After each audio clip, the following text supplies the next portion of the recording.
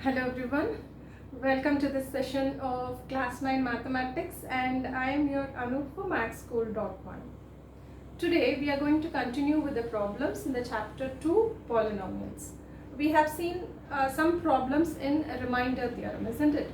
So let us continue with the same, and some more problems we'll do on factor theorem too. Okay, so today we'll start with the problem which is also based on remainder theorem.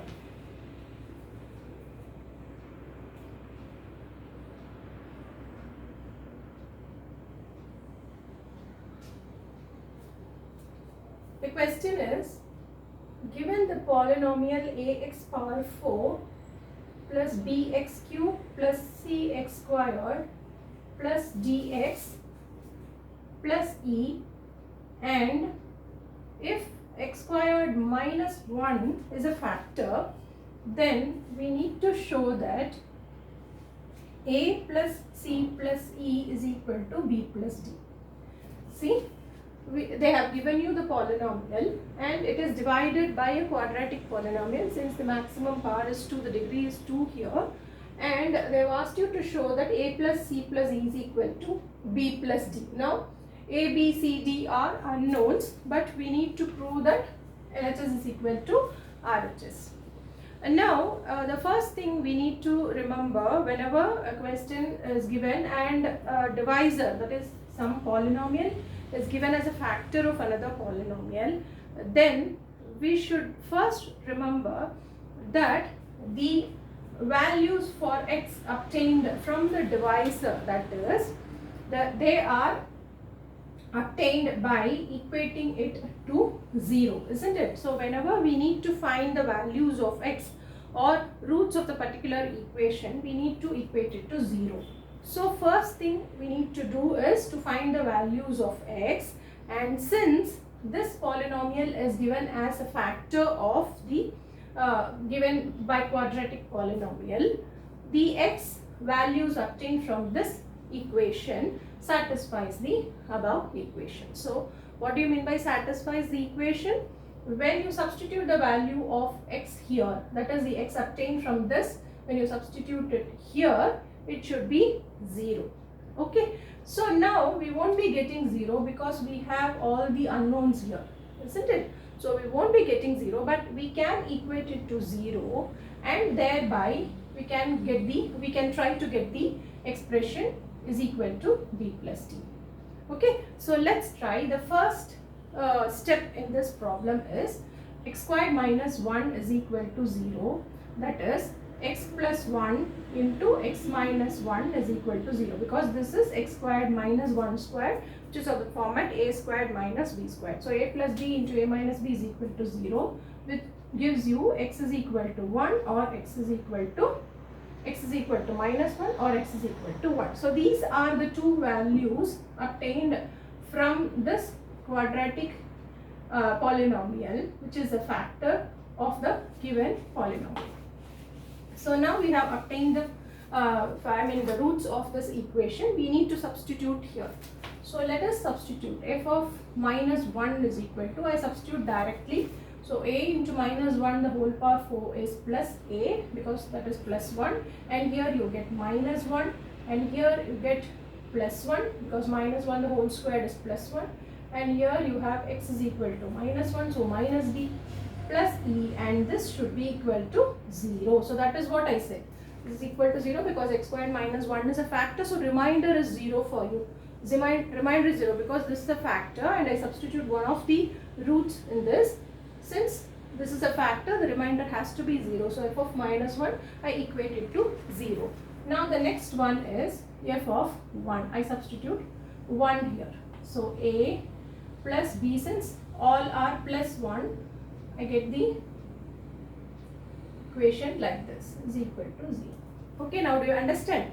See, now both the equations are equated to 0, and for proving this term, what I need to do is, this I take it as first equation and this is the second equation. Now what I do is add and subtract first and second equation. Okay, so I combine these two equations so that I get an expression which is equal to 0 again. Okay, so I combine the equations by adding them and subtracting them. So by adding them, what do we get? A plus A is 2A, B minus B is 0, C plus C is plus 2C, D minus D is 0, and E plus E is 2E, which is equal to 0. So this is by adding. And by subtracting, A minus A is 0, minus B is minus 2E, C gets cancelled because C minus C is 0, minus D is minus 2D, E minus E is 0, and this is equal to 0. Do you understand? And now what I have here, 2A plus 2C plus 2E, 2 is common, so I take 2 outside and bring it to the right side. So it becomes A plus C plus E is equal to 0. Because 2 is common, I take it outside. 2 into A plus C plus E is equal to 0, or A plus C plus E is equal to 0. Now this becomes minus 2 B plus D is equal to 0, or B plus D is equal to 0. So even I write here so that you won't get confused. See, now minus 2 is common here, I take it outside. B plus D is equal to 0, or B plus D is equal to 0. Bringing minus 2 to this side, this becomes 0. Okay, now do you understand? So now you have A plus C plus E is equal to 0 and B plus D is equal to 0. Now equating these two, because right side is 0, so you have the left side to be equal, is equal to 0, and hence we have proved A plus C plus E is equal to B plus D is equal to 0. So that is the condition you need to prove. See, we have got the same step here.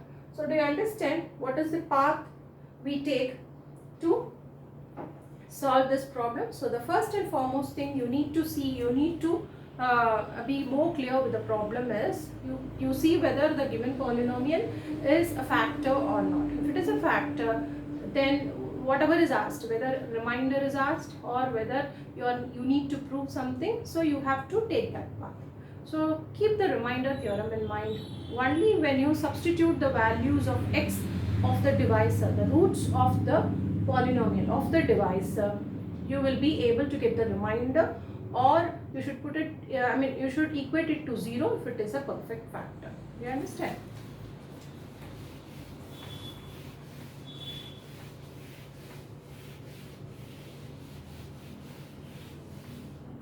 Now the next one is, we have x power n plus a power n. This is your polynomial, x power n plus a power n. This is where this n is any odd positive integer. So this is an odd positive integer. You need to remember, you need to understand the words given in the question. This is an n is odd positive integer, and you need to verify by factor theorem that x plus a is a factor of x power n plus a power n.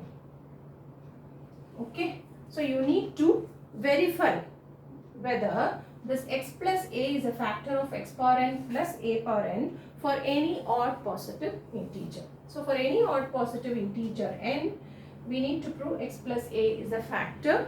We need to show that x plus a, or verify that x plus a is a factor of x power n plus a power n. Okay, so what is the first step we need to do? If x plus a, if it is to be verified, I take the value of x from this linear polynomial, that is x is equal to minus a, isn't it? So now what is the next step? We need to substitute the value of x in the given polynomial. That's it. So x power n plus a power n becomes minus a to the whole power n plus a power n. Do you understand? So we substitute this minus a just to prove it is a factor. So now to prove that x plus a is a factor of this polynomial, what should we get? We should get, obviously the answer should be 0, isn't it? So we are trying to make out whether we'll get an answer 0 or not. So we'll try. So this minus a can be taken as minus 1 into a the whole power n plus a power n. So we know power of product rule. If there is a whole power, and within the brackets if there is a product, we can take it individually. Minus 1 the whole power n into a power n plus a power n. Now do you understand this step? Okay, if this is minus 1 whole power n, but what is n? N is given as odd positive integer. We know that minus 1 raised to odd positive integer, that is minus 1 the whole power 3, minus 1 the whole power 5. See, minus 1 into minus 1 into minus 1, you get minus 1. Likewise, if you have odd positive integers in the power, n, n to be odd positive integers, you get the value minus 1, isn't it? So this step becomes minus 1 into a power n plus a power n, isn't it? So minus 1 a power n is minus a power n plus a power n, because a power n can be any value. Minus 1 to it will give you minus a power n. Therefore, minus a power n plus a power n gets cancelled and this becomes 0.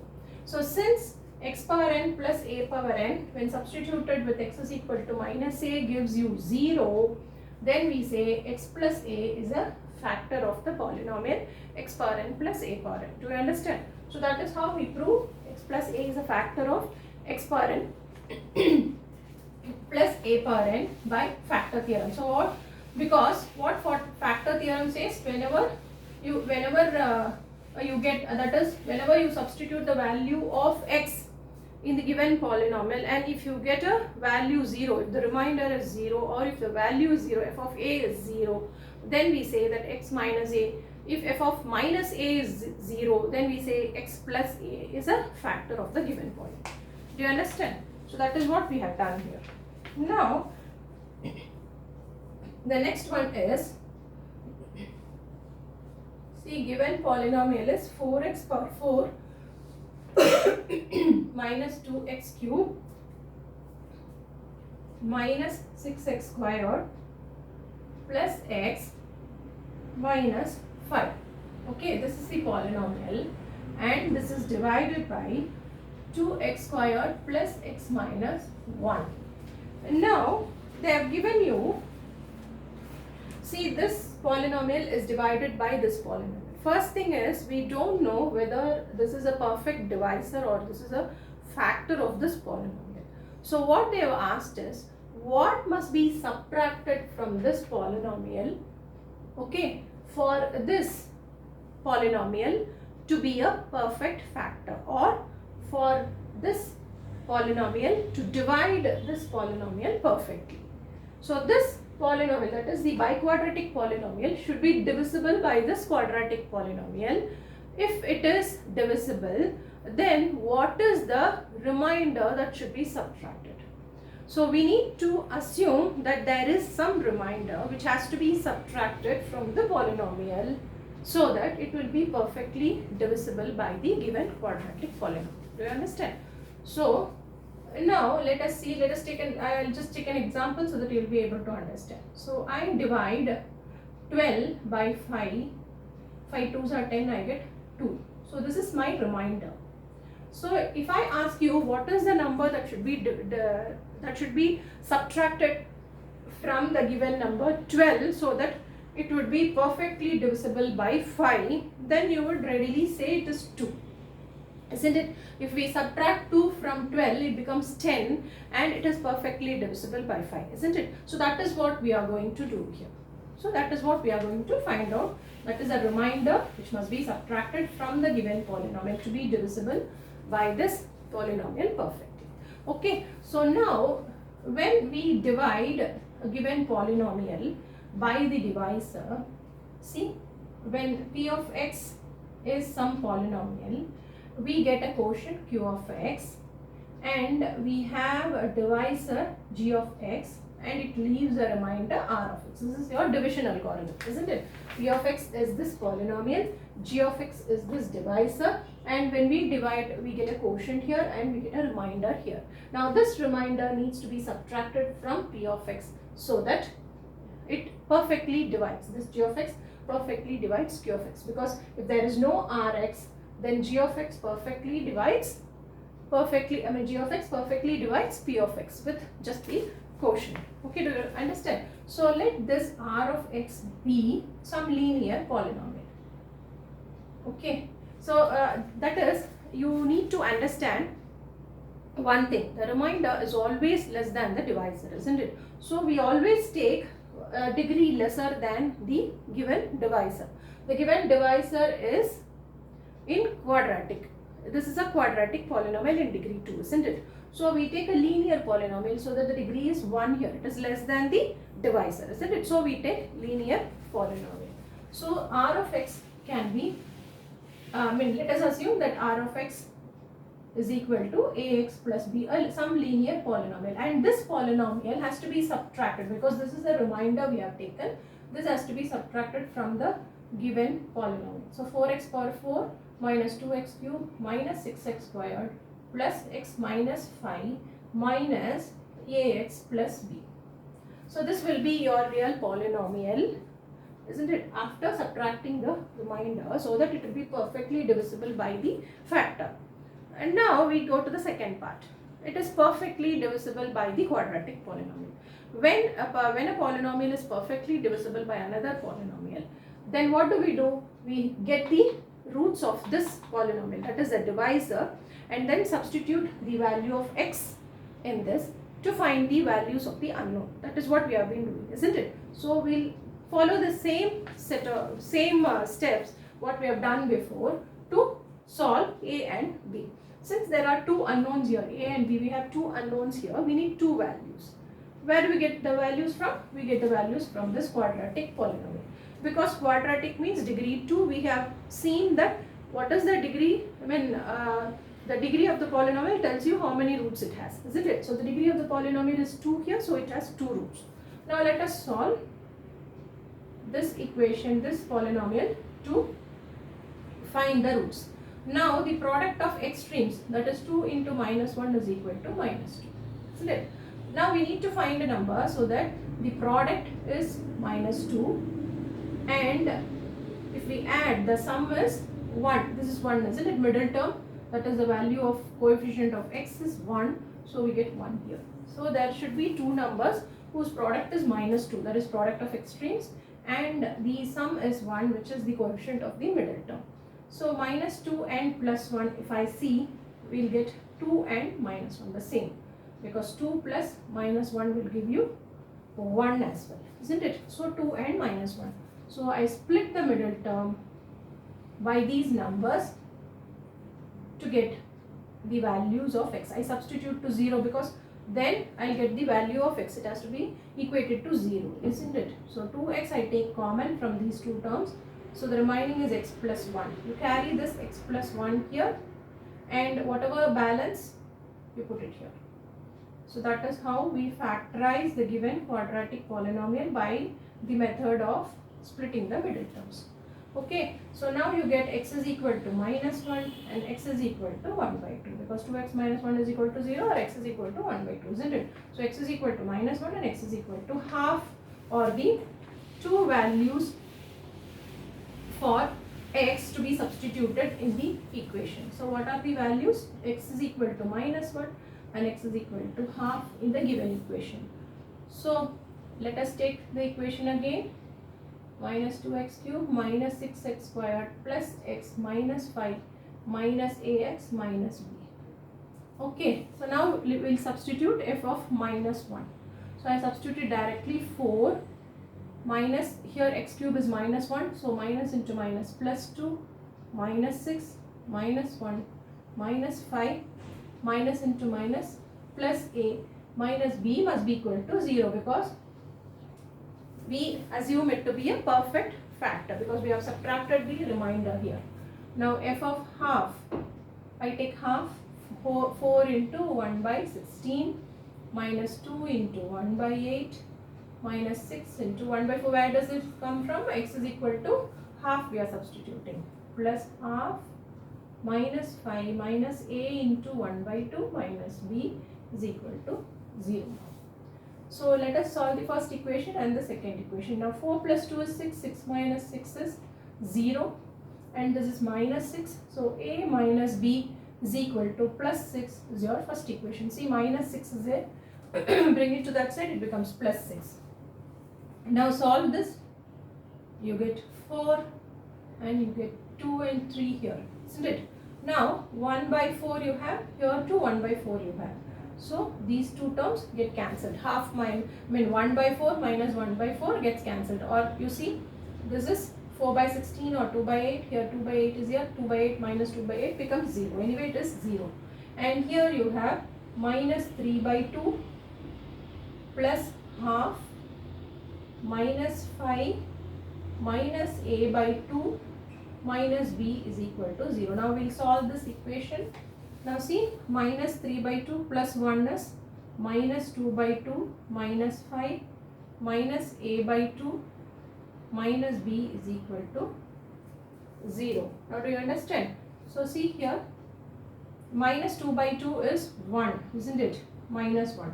So minus 1 minus 5 is minus 6 again.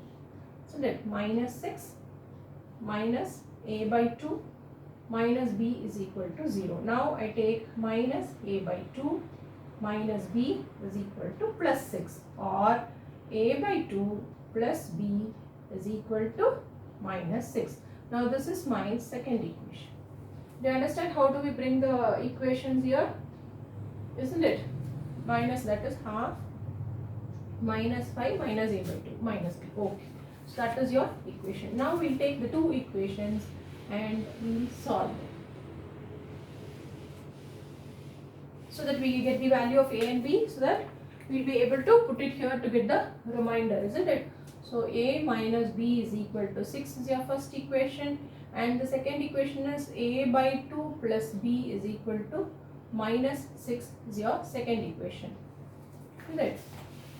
Now we can simplify the second equation as, see, take LCM, a plus 2b is equal to minus 12, because a 2 LCM, so 2b, and this 2 goes to this side, this becomes minus 12. So I rub this and put this as the second equation. Now you see, you have a, so 1 minus 2, first equation minus second equation has these two cancelled, so all the signs changed. Minus b minus 2b gives you minus 3b, that is equal to 18, or b is equal to 18 divided by minus 3, that is equal to minus 6. So b is equal to minus 6 for me here. And now what is a? A minus b is equal to 6, or a is equal to 6 plus b, which gives you 6 plus 6. A is equal to b, no, a 6 minus 6, sorry, is equal to 0. Now a is equal to 0 and b is equal to minus 6. Now do you understand this? So b is equal to minus 6 and a is equal to 0. Now ax plus b is the remainder we have taken. So substitute the values of a and b here. So since a is 0, this becomes 0 here, plus b is minus 6. So the remainder is equal to minus 6.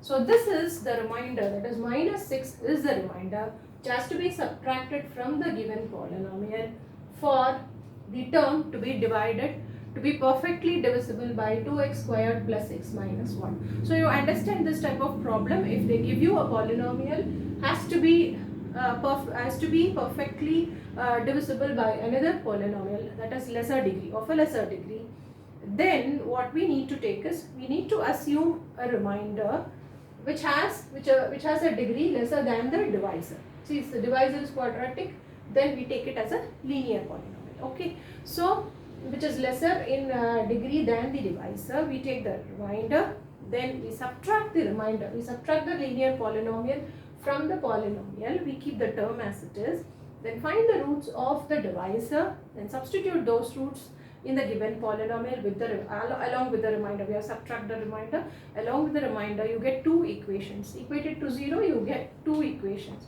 Solve those two equations, you get the values for unknowns, that is a and b, you substitute there, then you will get the remainder which you need to subtract from the given polynomial. Now do you understand this type of problem? Yes.